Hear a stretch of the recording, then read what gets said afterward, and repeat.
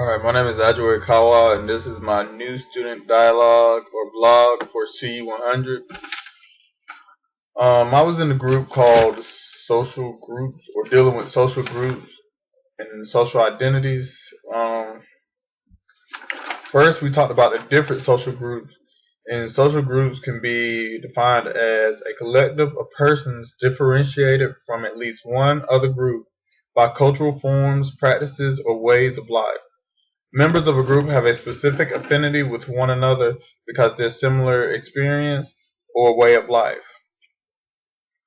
Some example of different social groups we discuss consist of race, religion, age, ability, national origin, and first language.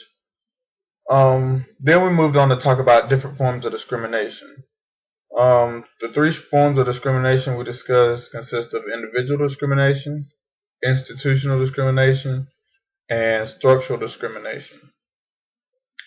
After we talked about the different forms of discrimination each group can experience, we moved on to different forms of oppression. The different forms of oppression consist of exploitation, marginalization, powerlessness, cultural imperialism, and violence. And lastly, we moved on to discuss privilege. And privilege can be referred to as the characteristics of a dominant social group defining a social norm, often benefiting those in the dominant group. Like I said, we looked at the different social groups, and we had a thing called an identity wheel, where we had different things such as the race, religion, sexual orientation, gender, and so on. And we had to classify these things as important and least important by using number 1 as being most important and 10 being the least important.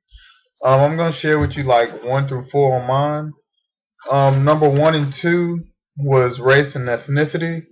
Even though society don't look at, well, we don't look at it as being a big problem. Society still sees different races, and that can cause problems in some parts of the world. 3, I moved on to gender. As we see in the workforce, males make more than women. Women make 80 cents on the dollar compared to men, so therefore we still see a great inequality within the two genders. Number 4 was age. Society places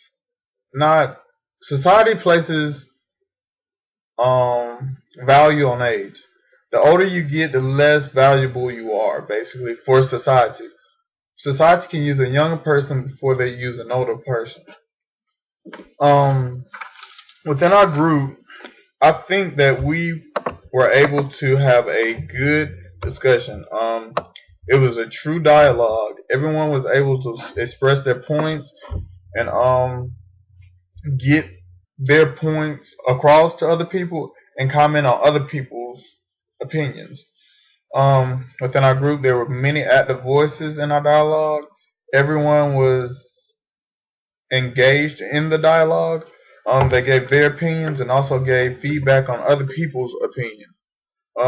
There were hardly any reserved voices in our dialogue due to the fact that everyone was ready to go, and so everyone just tried to help the conversation go better so we could get our points across and leave. The role I played in my group was the same as my teammates or people in the group.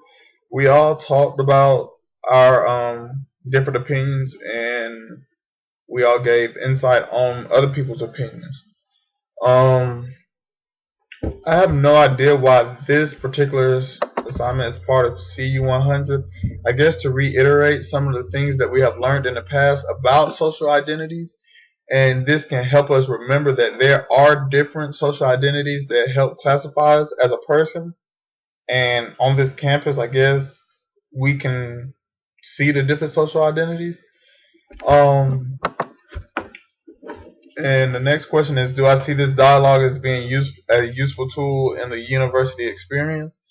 Not really a useful tool, but like I said, more of a reminder that the social identities we classify ourselves as, there are different things that could help or hurt those different identities.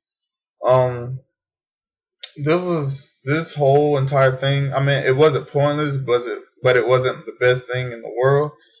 I think our group did a good job of discussing and talking about the different social identities, and everyone actually got one thing from the entire group discussion.